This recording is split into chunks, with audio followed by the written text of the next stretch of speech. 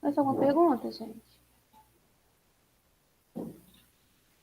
Então, hoje nós vamos chegar no coleguinha de vocês, o Jean Piaget, tá? Alguém aqui já ouviu falar de Piaget? Conhece alguma coisa dele?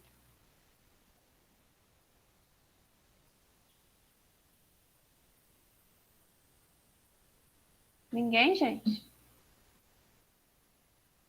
Vamos lá, então. Jean Piaget, que é esse senhorzinho simpático que vocês estão vendo aí, ele viveu de 1896 a 1980. Ele nasceu em Genebra, na Suíça.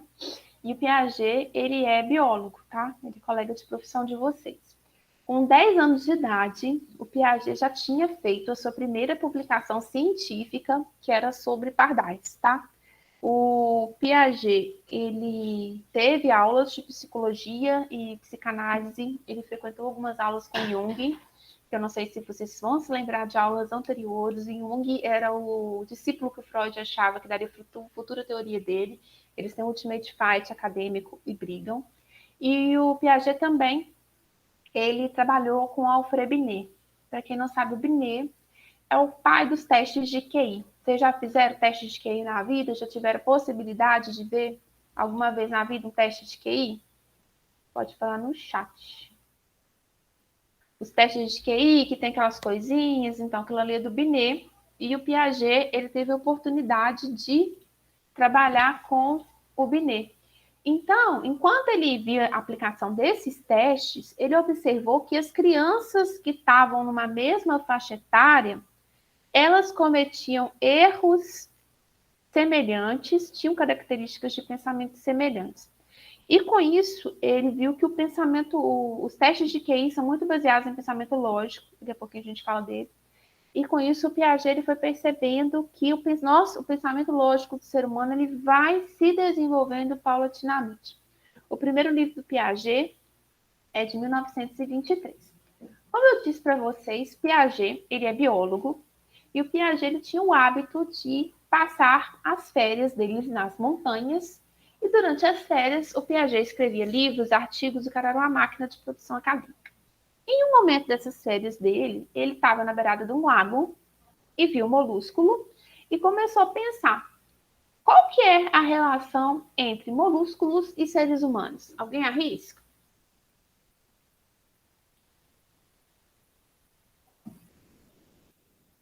Nossa, não tem nem noção. Nada em comum, gente?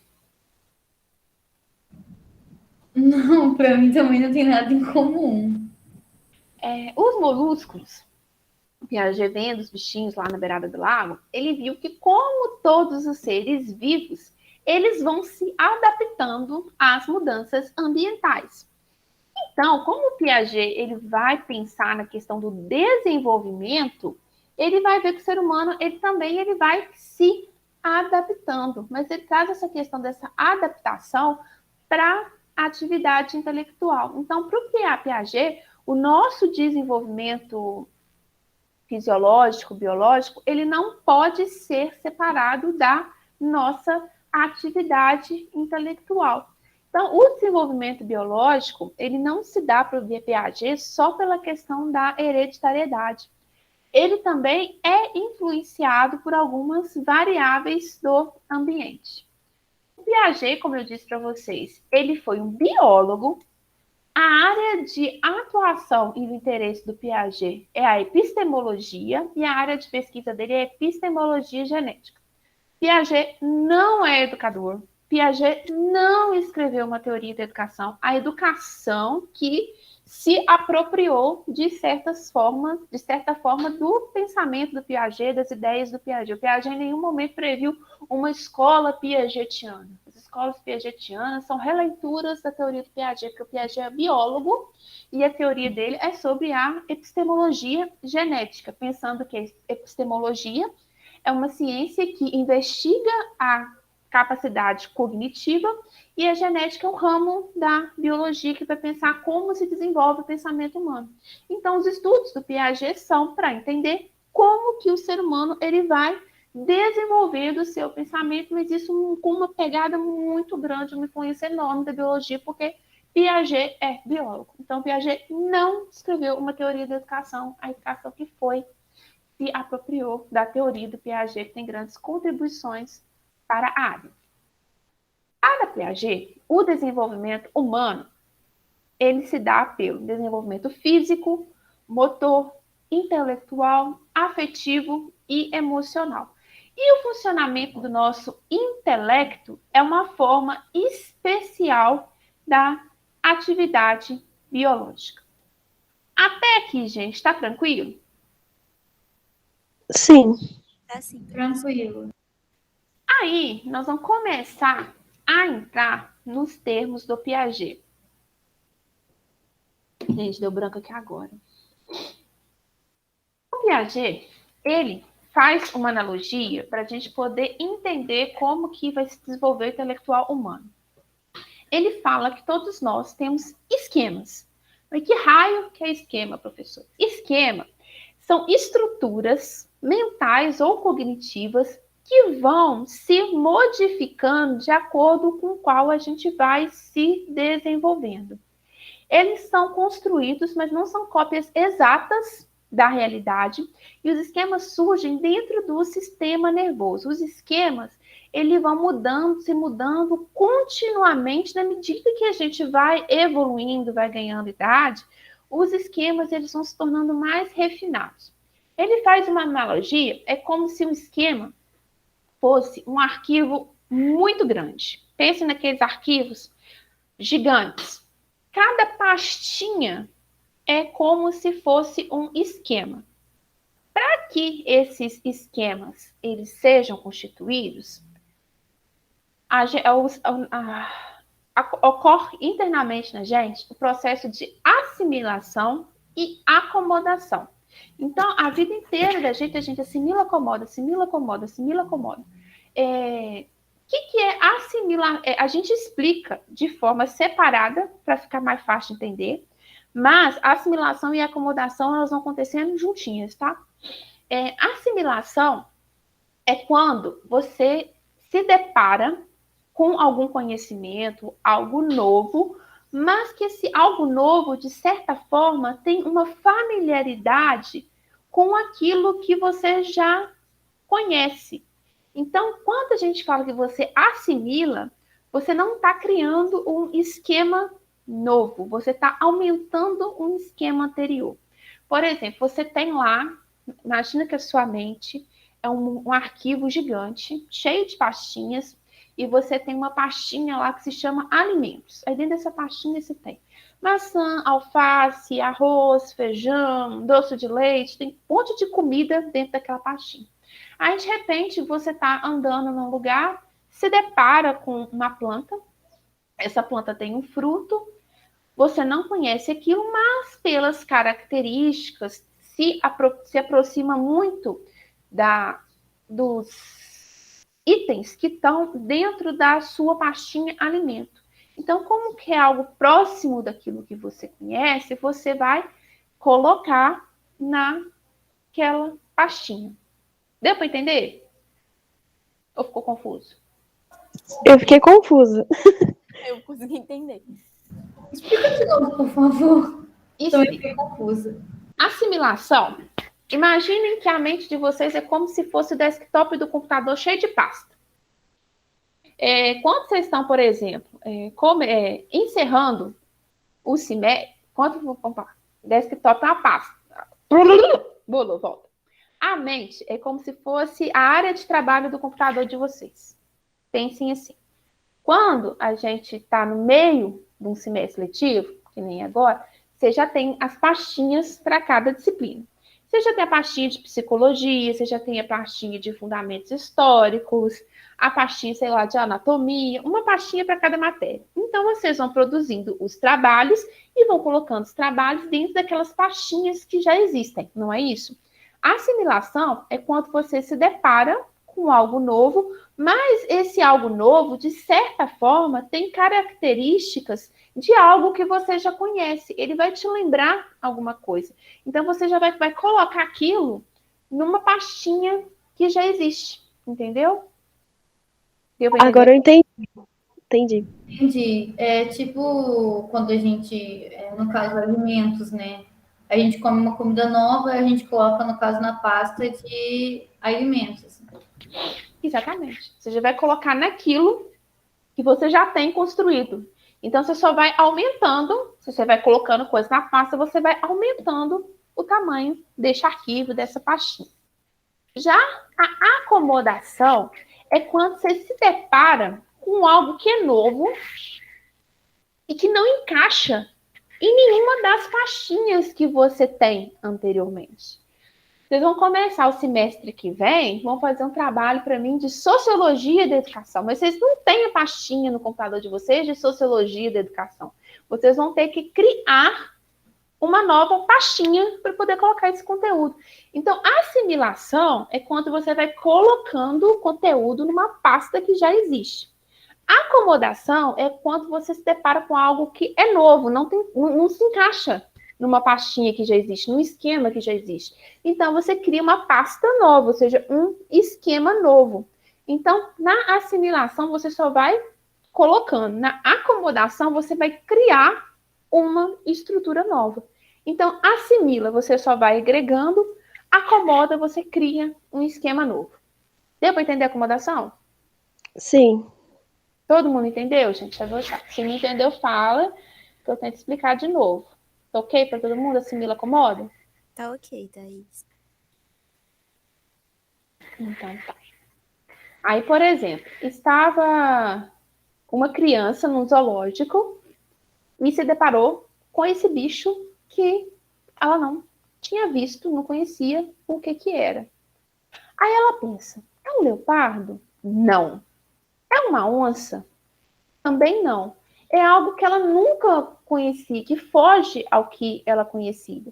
Então, ela dá um nó na cabeça dela, não tem nada, ela não tem nenhuma pastinha, nenhum esquema na cabeça dela em que ela possa se aproximar.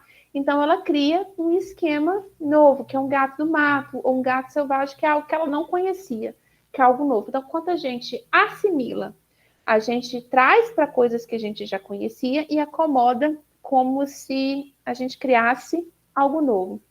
E se, gente, a gente só assimilasse, só não criasse nenhuma estrutura nova, nenhum esquema novo, só fosse colocando, a gente não ia ver diferença em nada. E se a gente só acomodasse, nossos esquemas iam ser muito pequenos, iam ser generalizações de tudo.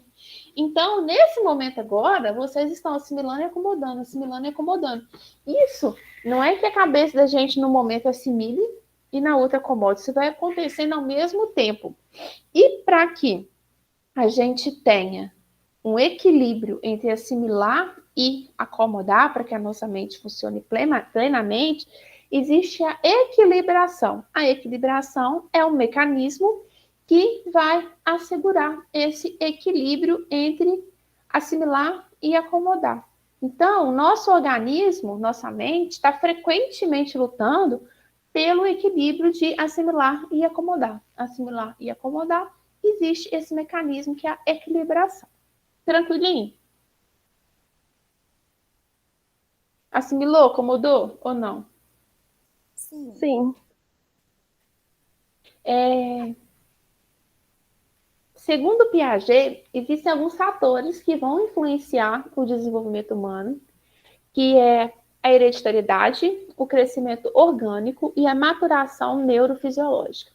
A hereditariedade está ligada à carga genética que traz o potencial daquilo que o indivíduo pode ou não desenvolver. Por exemplo, uma criança leva a chupeta à boca ou consegue tomar uma mamadeira sozinha por volta dos 7 meses, porque ela já tem o movimento, já consegue fazer esse controle do movimento das mãos. Isso é a carga hereditária. O crescimento orgânico está relacionado ao aspecto físico. Se a questão fisiológica da criança está ok, ela vai conseguir, na medida que ela tenha vontade de descobrir, de intervir no mundo que está ao redor dela, ela vai engatinhar e depois andar. Tem criança que não engatinha, que anda, mas está tudo certinho, ou ela vai engatinhar e andar, ou ela vai andar, porque isso é natural do nosso desenvolvimento. Já a maturação neurofisiológica é aquela que envolve os fatores biológicos e os fatores genéticos, que é algo muito importante para o nosso desenvolvimento cognitivo. Por exemplo, quando a gente aprende a escrever, eu pulei essa etapa da escola porque eu pego o lápis assim, mas a gente aprende que tem que pegar no lápis assim, com o movimento de pinça. Isso aqui é a maturação neurofisiológica. É necessário todo um desenvolvimento, que tem coisas que a gente não consegue fazer até chegar nesse determinado estágio. Então, uma criança antes de 2, 3 anos, ela não vai conseguir fazer isso tão facilmente como uma criança que já passou dessa etapa. Eu comecei a pegar, minha mãe me dava lápis desde muito nova, achava bonito, eu não tinha esse desenvolvimento, fui pegando assim, e nem Jesus Cristo me fez aprender a pegar no lápis certo. Nossa, que diferente. Assim, não sei se tá dando para pegar a câmera, é assim. Vocês vão ter a possibilidade de ver de pé. Vários professores tentaram, mas ninguém conseguiu fazer assim. Comecei muito cedo, pegando errado, e assim foi o caso de maturação neurofisiológica. Pergunta, dúvida? Não? Tocar o barco, gente. Para o Piaget, a gente conhece o mundo de 3 formas. Minha cabeça não está ruim, são 3 formas. Pelo conhecimento físico. O conhecimento físico, vocês já viram que criancinha, elas têm mania de ficar pegando tudo? Pega, põe na boca, aperta. Vocês já repararam isso? Sim. Isso é o que o Piaget chama de conhecimento físico. É quando a gente quer conhecer, dominar as propriedades físicas de um objeto. Então, é quando a criança pega tamanho, forma, peso. E como que a gente conhece o mundo fisicamente? Interagindo com o mundo. Então, é quando a gente vê a criança dependendo do objeto, ela consegue saber o que ela pode fazer ou não com o objeto. Se um objeto é levinho, ela consegue pegar, ela consegue arremessar. Se é um objeto pesado, ela já vê que ela não, por exemplo, tem força para poder jogar esse objeto. Esse objeto limita ela. Então, a gente conhece o mundo, tem esse conhecimento físico que a gente adquire pelos sentidos. O segundo tipo de conhecimento é o conhecimento lógico matemático. Não tem tanto a ver com matemática não, tá, gente? É um conhecimento que está ligado à nossa capacidade de invenção, sobre pensar sobre as nossas experiências com objetos e eventos, e ele só é construído quando a criança age com o objeto. Infelizmente, nós estamos agora em período de pandemia, mas geralmente, quando eu dou aula de Piaget, tem um livrinho. Se alguém tiver convivência com criança, eu até passo o livro, tiver irmão, sobrinho, filhado, eu passo o livro para vocês verem. O Piaget, ele, para propor essa teoria dele, ele fez muitos testes de laboratório, aplicando tarefas piagetianas, e essas tarefas piagetianas, vocês conseguem ver direitinho essa questão do desenvolvimento. Tem um livro que chama de testes piagetianos, eu vou colocar lá no Cigaça, eu vou colocar, vocês me lembrem, por favor. E ele tem uma série de testes que você consegue fazer por idade para ver a questão do desenvolvimento da criança. E uma coisa que ele vai falando, por exemplo, que é, por exemplo, o conceito de número de objetos. Até uma determinada idade, todos esses casos aqui, ó, você tem 5 moedas. Você tem 5 moedas colocadas laterais, colocadas em fileira e colocado em pilha. Tem muita criança que não tem essa noção de que tem a mesma quantidade de moedas. Se você perguntar, às vezes ela vai falar com você, ó, tem mais moeda esse aqui, porque ela acha que está mais ligado ao tamanho, não às unidades. Então, para ela poder construir que tem a mesma quantidade, ela precisa agir, manipular no objeto, tocar, ó, ver que aqui tem 5, ver que aqui tem 5. Um exemplo desse conhecimento lógico-matemático. Moeda e nota. Dependendo da idade que a criança tem, ela não conseguiu ainda construir a representação, e às vezes uma nota de R$100 vai valer mais que 10 moedas de R$ 1. Ela vai pela quantidade que ela vê assim, no olho. Ela acha que as 10 moedas valem muito mais que a nota. Entendeu? Então, para que ela consiga criar esse conceito, para que a soma, nem no caso aqui, independente da forma como as moedas estão dispostas, todas são 5, em um determinado estágio de desenvolvimento, ela precisa de manipular para ter essa noção. Dúvida, pergunta?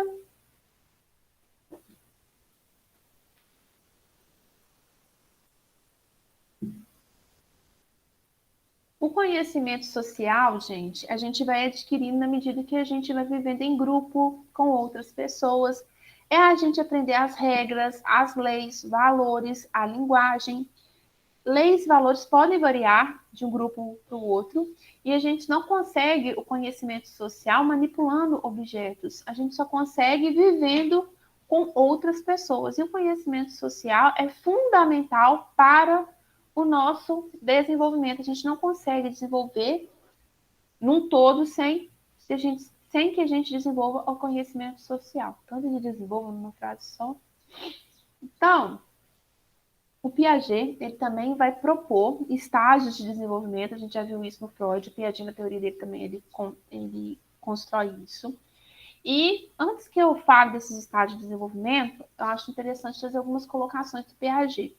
Primeiro, a criança não é um adulto em miniatura. Por muito tempo se acreditou que o que era válido para um adulto é válido para uma criança, não é verdade. A criança, o adulto, ele já chegou num estágio de maturação e desenvolvimento que é diferente da criança. A criança, ela está fazendo esse percurso, então ela precisa de ser estimulada, ela vai adquirindo conhecimento do adulto, não são sujeitos iguais. O nosso desenvolvimento, ele é constante e contínuo, e ele não é fixo. A teoria do Piaget vai indicar momentos em que se espera, mas pode variar. Às vezes não dá certo, às vezes dá certo. E os testes do Piaget foram feitos com crianças em Genebra, tá? Pode haver essa variação nos estágios, que vocês vão aprender agora, mas pode variar às vezes a idade, mas eles sempre dão da mesma forma. A gente depende do estágio 1 para passar do 2, do 2 para passar para 3, tá? Existem vários vídeos na internet de entrevistas do Piaget. Vocês conseguem ver até vídeo dele aplicando os testes. Ele fez os testes com os próprios filhos dele. O Piaget ele chegou a vir ao Brasil na década de 80, quando ele ficou famoso, o método piagetiano, deu um boom nas escolas construtivistas. Ai, gente, tem um cara que foi trabalhar com ele na Europa, que ele é referência quando fala de Piaget. Ai, meu pai, esqueci o nome do homem. Esqueci mesmo. Pois eu lembro o nome do homem. Tive até a possibilidade, um tempo atrás, de conhecer uma senhorinha que trabalhou com esse cara, que trabalhou com o Piaget, conheceu o Piaget quando o Piaget veio do Brasil. Então, Piaget tem essas etapas do desenvolvimento humano aqui. Posso passar? Alguma pergunta, dúvida, colocação? Por enquanto, sem dúvidas. Então, o primeiro estágio da teoria do Piaget é o sensório motor. Ele geralmente acontece do 0 aos 2 anos. E de 0 a 2 anos, gente, é uma etapa que o nosso desenvolvimento enquanto ser humano é muito rápido.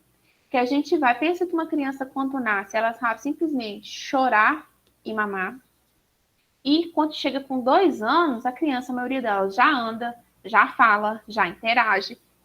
Então, esse estágio sensório-motor marca a passagem de uma criança que tem comportamentos e reflexos simples para um sujeito que já está começando a pensar. É um período marcado pelo extraordinário desenvolvimento das ações da criança sobre o meio ambiente. A criança incorpora muito do mundo pelo que ela vai vivenciando e manipulando os objetos. E a principal conquista desse estágio é que a criança ela consegue aprender que um objeto existe mesmo quando ela não pode vê-lo. Parece banal, né? Mas tem um dos testes do Piaget com criancinhas com menos de 1 ano, é você, não sei se você já deve ter feito brincado disso com criança, você está com uma coisinha, brincando com a criança, você pega, põe atrás de você, a criança não consegue perceber que o objeto está presente ali ainda, que está atrás de você, ela não tem essa noção de permanência. O teste do Piaget que ele faz é colocar tanto o objeto, ele fala, coloca um pano ou tampa na frente da criança, ela não consegue perceber que tem um obstáculo que o objeto está ali ainda. Vocês já tiveram oportunidade de brincar com a criança, que você esconde, ela não dá conta de que está perto dela? O negócio está ali ainda? Muda a atenção para outra coisa?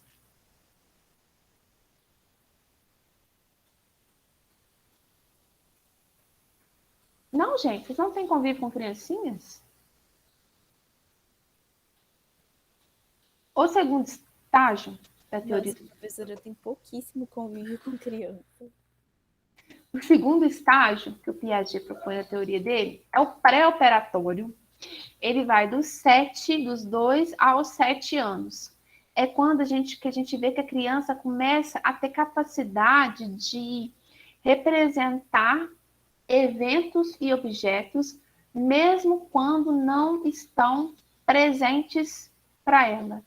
É quando a criança, por exemplo, aí a gente vê várias formas dela fazer essa representação. A gente tem imitação de ferida, jogo simbólico, desenho, imagem mental, a linguagem falada. Nessa etapa, no pré-operatório, é quando a criança desenvolve a imaginação e a memória.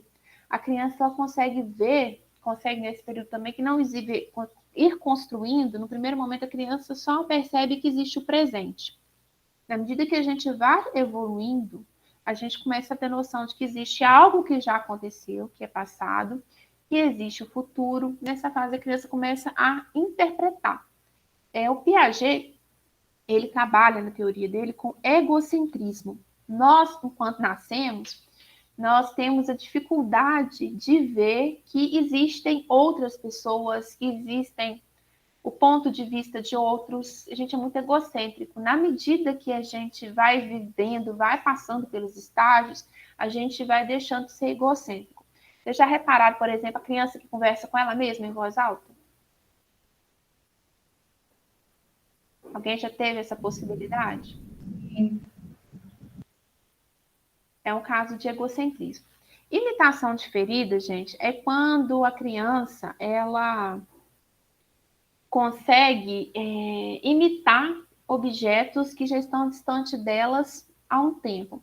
É quando a criança, por exemplo, ela não está dentro de um carro, mas ela está lá brincando, fazendo o barulhinho de que ela está, não é um carro, não é um pombo, meu, né? Vocês considerem o som, tá lá imaginando, fazendo o barulhinho do carro, vrum, vrum, ela consegue imitar aquele objeto, mesmo sem estar perto dela.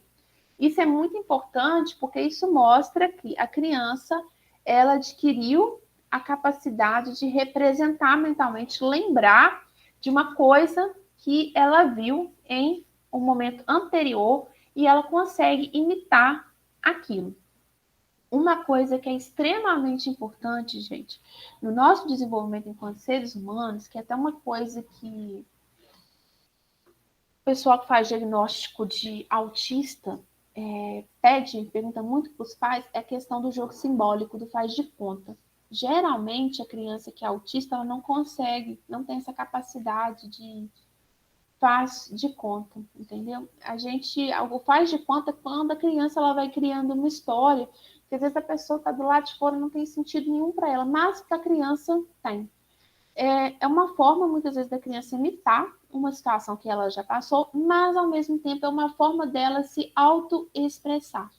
Quando a criança ela pratica o jogo simbólico, ela vai construindo símbolos e invenções.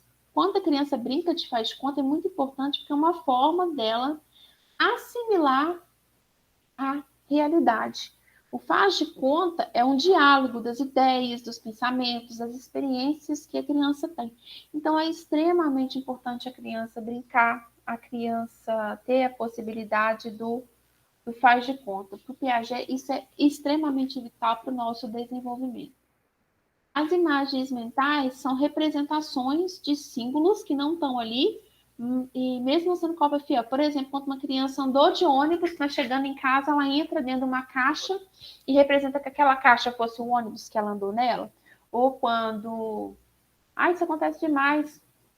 A gente dá uma finalidade diferente do objeto, para o objeto, mas essa finalidade está ligada a algo que a criança vivenciou. Quando a criança ela vai fazendo esse jogo, ela vai repetindo, ela vai imitando, isso é muito importante, que é uma forma dela ir assimilando a realidade.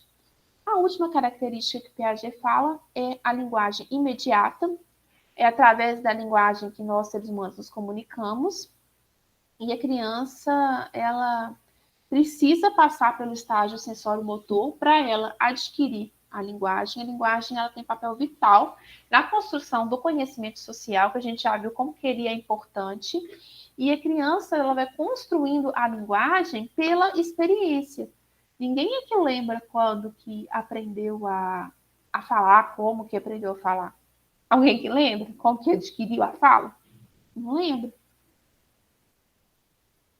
Mas a gente primeiro vai balbuciando, vai observando, vai repetindo e vai adquirindo a fala, que é algo essencial também para o nosso desenvolvimento.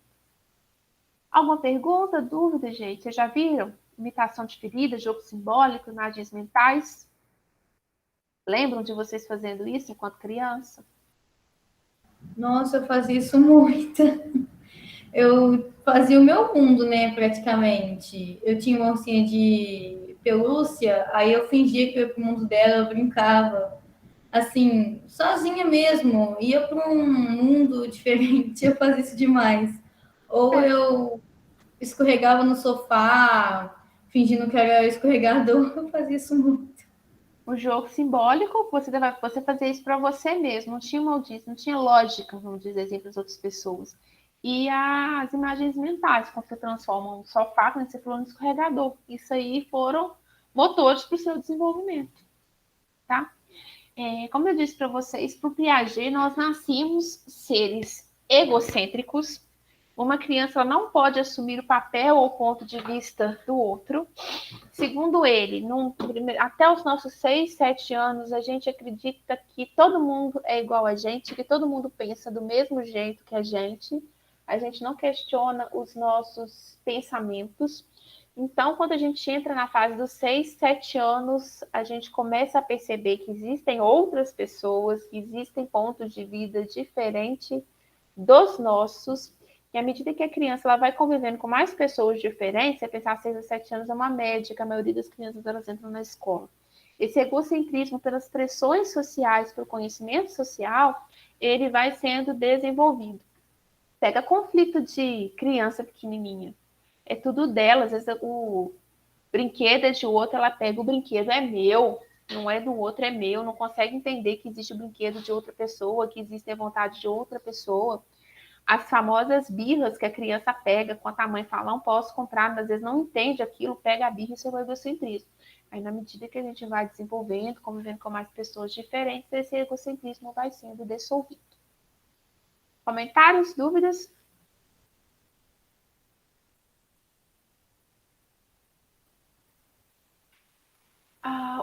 O raciocínio também, gente, a capacidade da gente ter o raciocínio a criança, nessa fase, ela não focaliza no processo, ela só focaliza no resultado.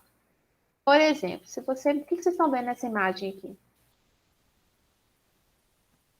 Parece um lápis caindo, né?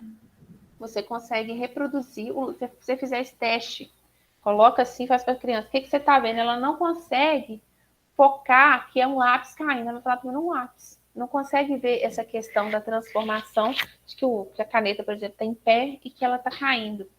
Outra coisa também, a criança nessa fase, ela tende a fixar sua atenção sobre um número limitado de estímulos. Se você perguntar, qual que tem mais? Ela vai te falar, é o de baixo que tem mais, ela vai pela percepção do tamanho, não da quantidade, que é a centração. Reversibilidade também, ela não consegue ver que é a mesma coisa, mesmo ela manipulando, que se trata da mesma quantidade. Você fazendo assim na frente dela, não consegue ver que tem a mesma quantidade. Esse da massinha, gente, da quantidade de massa, é um teste muito famoso do Piaget. Você pode fazer na frente da criança, nessa faixa etária, a maioria. 2 bolas de massinha com a mesma quantidade, aí uma você mantém em formato de bola, outra você faz um rolinho. Qual que tem mais? Eu vou te falar. O rolinho. Depois a mesma coisa, você faz as bolinhas, mostra para ela que são iguais. A chata. Qual que tem mais? Que está achatado. Da mesma forma, você dividiu. Não consegue perceber que, dependente da forma, a quantidade de massa continua a mesma. Liga-se mais na forma do que na quantidade. Esse teste do Piaget, gente, é muito engraçado, que a gente acha que não é possível, isso é muito banal, mas quando a gente tem a oportunidade de trabalhar aplicando os testes, 90% das vezes dá assim. 90% das vezes o povo fica assim, nossa, o Piaget era cabuloso, como que ele conseguiu perceber isso? A criança ainda não tem essa noção de conservação. Outro teste também que é batata. Você pega um copo e uma jarra com suco. Aí você joga um pouquinho do suco no copo. Aí você pergunta qual que... se você muda o tamanho, por exemplo, do copo, um copo redondo e um copo mais quadrado e vira de um para o outro. Aí às vezes fica mais alto. Qual que tem mais? Não consegue te falar que tem quantidade igual? É pela questão do aspecto visual. Alguém já teve alguma experiência dessa com criança? Tem algum comentário?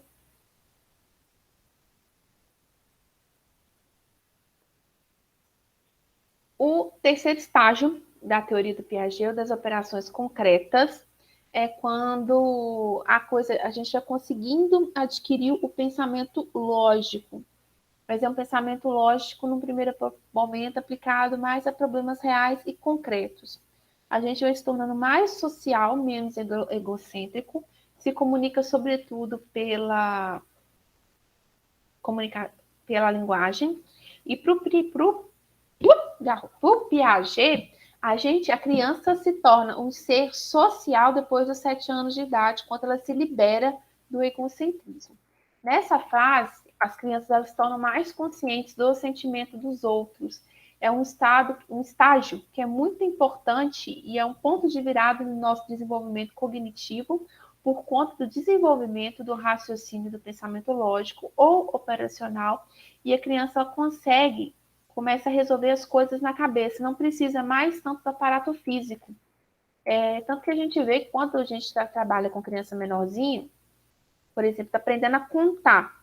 A gente dá tampinha, palitinho, começa a aprender fazendo conta com algo físico, palpável. Depois dessa fase, a gente já começando já a fazer isso, não precisa necessariamente de ter o físico de apoio, já consegue fazer mentalmente. Quem chega primeiro, gente? 1 ou 2?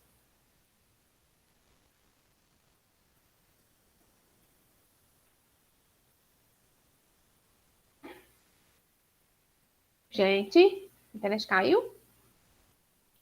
Não, tô preocupada de responder. Ai, meu pai, quem chega primeiro, gente? 1 ou 2? Aí eu vou dizer que é o 2. Muito bem, é o 2.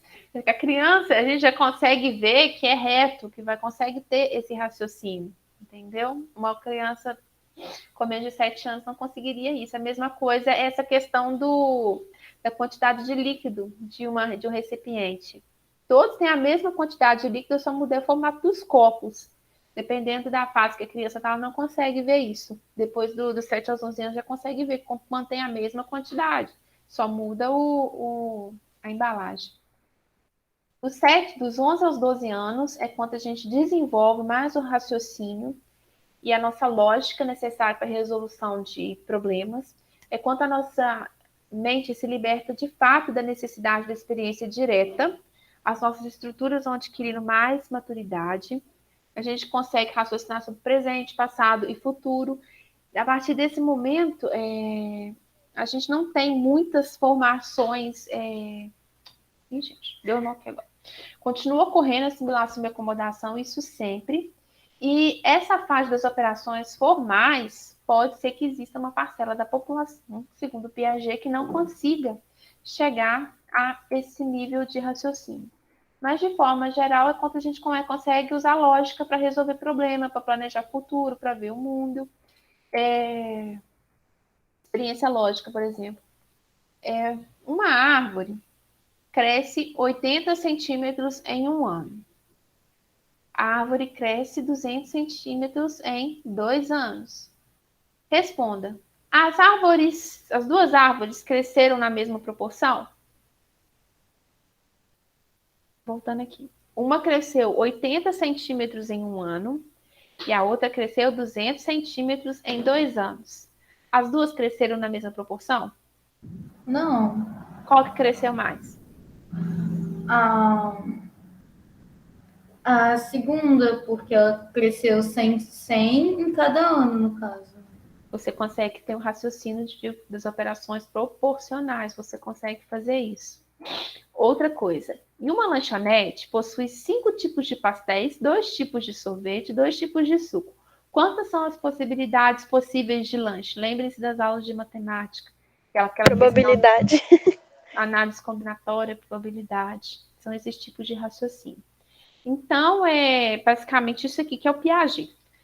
O Piaget, ele traz muitas contribuições para a educação, apesar dele não ter pensado uma teoria educacional, muita gente pode usar, principalmente quando a gente fala de educação infantil. Eu pego muita questão do Piaget, quando ele fala da questão do jogo simbólico, da imitação de ferida, do conto de fadas. Eu acho muito importante a criança brincar. Eu, particularmente, a minha opinião, eu acho um crime querer alfabetizar a criança com 2 anos, com 3 anos, com 4 anos. Eu acho um crime, porque depois a criança chega lá na frente e não consegue fazer uma redação do Enem. Ela está alfabetizada, mas ela não desenvolveu outras competências quando ela tinha que desenvolver que eram essenciais para ela. Brincar não é apenas uma brincadeira. A brincadeira, o faz de conta, são etapas essenciais ao nosso desenvolvimento. A criança precisa de brincar. E a gente vê muito hoje dessa questão da brincadeira ser retirada pela criança, ser substituída, às vezes, por muita televisão. E o caminho não é esse. Acho que a teoria do Piaget nos convida a pensar nessa importância do brincar e do nosso desenvolvimento. O Piaget tem uma obra muito extensa. Tem pessoas que criticam a teoria dele porque ele não tem preocupação com o social, mas eu entendo que o Piaget é biólogo, ele não é da sociologia, da educação, de nada disso. Ele fez pesquisas sobre a questão da epistemologia genética. Ele não se preocupa muito com a questão do emocional. Ele vai mesmo... O ponto de pesquisa e a preocupação do Piaget é entender o cognitivo, e eu acho que nisso ele dá conta. Tá? Existem muita gente que estuda Piaget. No Brasil, um dos grandes nomes que estuda Piaget é o Yves Delattre. Gente, eu estou tentando lembrar o nome do homem que trabalhou com Piaget e eu não lembro nem por Reza Bravo. Oh, caramba. O sobrenome dele é um nome próprio. Mas esqueci agora. Lauro. É Lauro, quer ver?